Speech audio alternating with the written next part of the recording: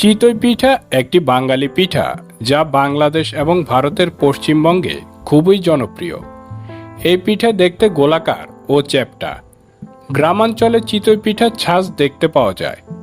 শৌখিন বাঙালিরা মাংস, বিশেষ করে হাঁসের মাংস দিয়ে চিতই পিঠা খেতে ভালোবাসেন। আগের রাতে মিষ্টি রস অথবা দুধে ভিজিয়ে রাখা চিতই পিঠা খেতে খুবই সুস্বাদু হয়।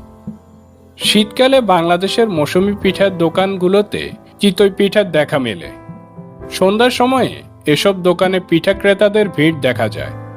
শীতে সবার কাছেই চিতই পিঠার কদর একটু বেশি থাকে, কারণ চিতই পিঠা নানা রকমের ভর্তার সঙ্গে মাখিয়ে খেতে সুস্বাদু লাগে। এসব ভর্তার মধ্যে রয়েছে শুটকি, ধনেপাতা, ডাল ভর্তা, সরিষা ভর্তা ইত্যাদি।